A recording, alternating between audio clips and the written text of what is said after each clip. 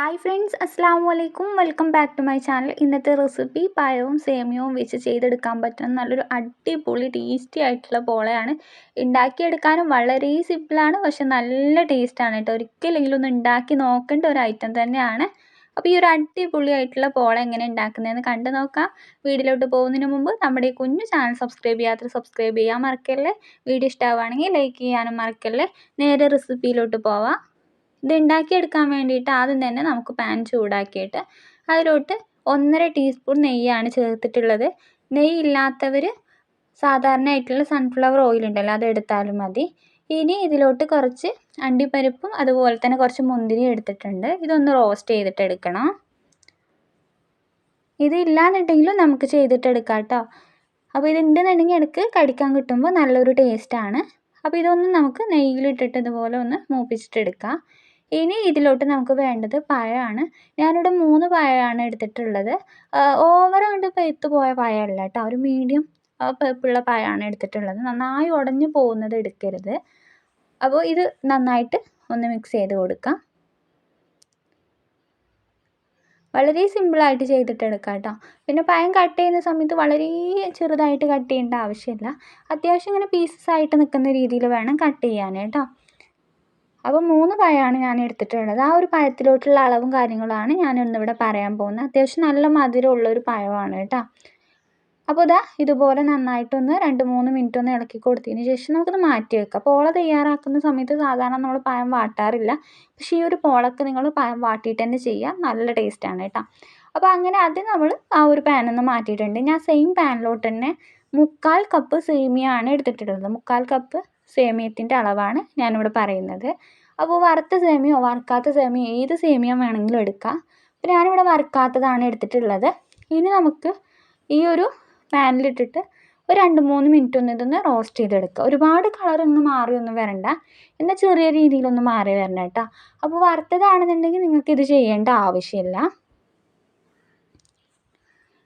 ഇനി നമുക്കിത് ഏകദേശം 2-3 മിനിറ്റ് ആയിട്ടുണ്ട്. ഇനി ഇതിലോട്ട് 1/2 കപ്പ് പാലും 1/2 കപ്പ് വെള്ളം കൂടെ മിക്സ് ചെയ്തിട്ടുള്ളതാണ്, അതും കൂടെ ചേർക്കുക. ഇനി മൊത്തത്തിൽ പാൽ വേണമെന്നുണ്ടെങ്കിൽ അങ്ങനെ ചേർക്കാം കേട്ടോ.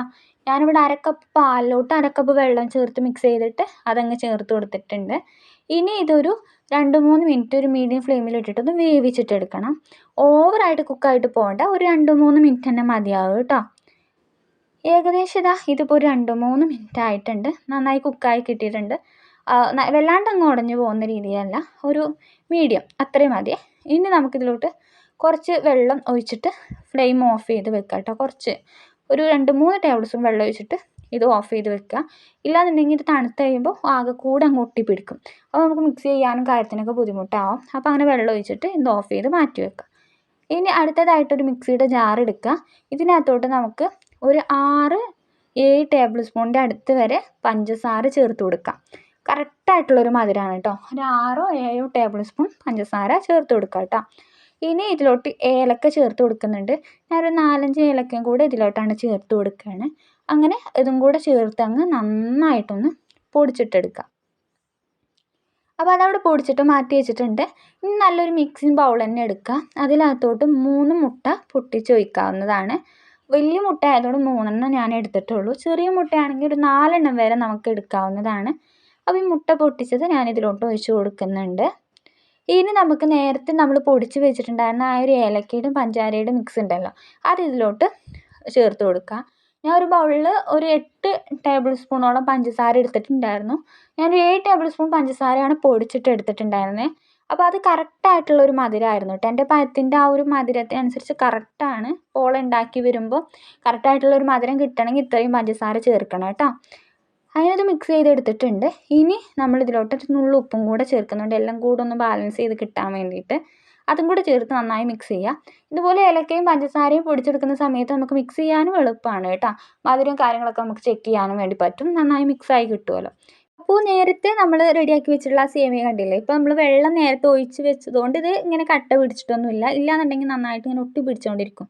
നമുക്ക് മിക്സ് ചെയ്യാൻ കഴിയില്ല കേട്ടോ. അപ്പോൾ നമ്മൾ എന്താ ചെയ്യുന്നതെന്ന് വെച്ചാൽ ആ ഒരു മുട്ടയിലോട്ട് നമ്മൾ നേരത്തെ റെഡിയാക്കിയിട്ടുള്ള സേമിയ ഇട്ട് കൊടുത്തിട്ടുണ്ട്. ഇനി നന്നായിട്ടൊന്ന് മിക്സ് ചെയ്തിട്ട് എടുക്കുകയാണ്. എല്ലാം കൂടെ ഒന്ന് മിക്സ് ചെയ്തെടുക്കുക. സേമിയ വേവിച്ച സമയത്ത് നമ്മൾ പഞ്ചസാര ചേർത്തിട്ടില്ല. അപ്പോൾ അതുകൊണ്ട് ആ ഒരു പഞ്ചസാരയും കാര്യങ്ങളെല്ലാമാണ് നമ്മൾ മുട്ടയിലോട്ട് ചേർത്തിട്ടുള്ളത്. ഞാൻ നോക്കുന്ന സമയത്ത് കറക്റ്റാണ് കേട്ടോ മധുരം. ഇനി നമുക്ക് പഴം കൂടെ അങ്ങ് ചേർത്ത് കൊടുക്കാം. പഴം ഇങ്ങനെ വാട്ടിയിട്ട് ചെയ്യാത്തവർ ചെയ്ത് നോക്കുക, അടിപൊളിയാണ് കേട്ടോ. അപ്പോൾ ഇതും കൂടെ ചേർത്ത് മിക്സ് ചെയ്യുക. നന്നായിട്ടൊന്ന് മിക്സ് ചെയ്ത് കൊടുക്കുക. അപ്പോൾ ഇപ്പോൾ ഇത്രയേ ഉള്ളൂ. ഇനി നമുക്ക് ഇത് പാനിലൊഴിച്ച് റെഡിയാക്കി എടുക്കാവുന്നതേ ഉള്ളൂ. വളരെ സിമ്പിളാണ്, നല്ല ടേസ്റ്റാണ്. ഒന്ന് ട്രൈ ചെയ്ത് നോക്ക് കേട്ടോ.